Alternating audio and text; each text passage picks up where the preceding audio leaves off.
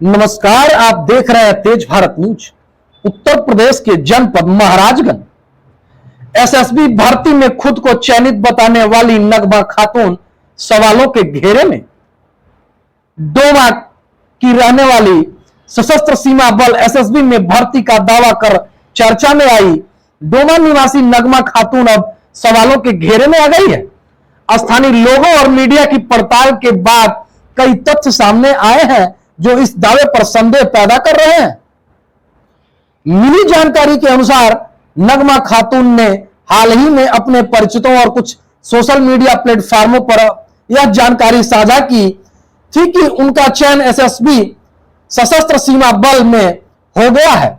जैसे ये बात क्षेत्र में फैली, गांव और आसपास के लोग उन्हें बधाई देने पहुंचे, लेकिन जब मीडिया कर्मियों ने इस खबर की पुष्टि के लिए उनसे कुछ सवाल पूछे तो नगमा खातून जवाब देने से कतराने लगी। जब उसने यह पूछा गया कि चयन से संबंधित कोई प्रमाण पत्र या ज्वाइन लेटर दिखाई तो नगमा खातून के पास ऐसा कोई दस्तावेज नहीं मिला। उन्होंने सिर्फ इतना कहा कि मेरी भर्ती मेरे भैया ने कराई है।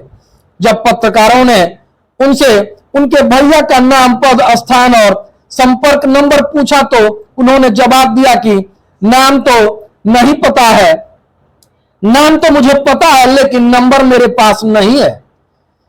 इस जवाब से स्थिति और अधिक संदेहास्पद हो गई।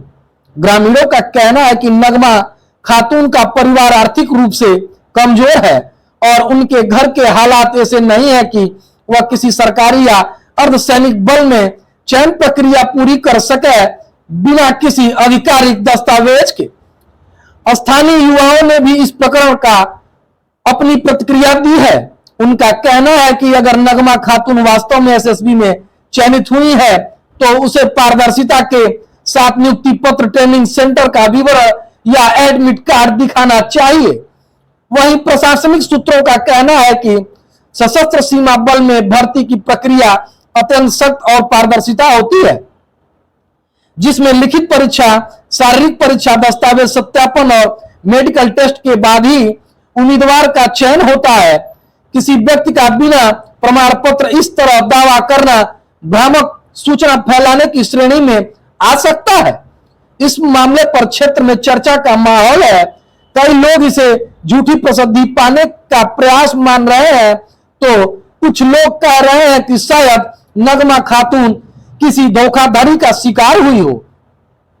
अब देखना यह है कि नगमा खातून अपने दावे को सच साबित करने के लिए क्या सबूत पेश करती है या यह मामला सिर्फ चर्चा तक ही सीमित रह जाएगा।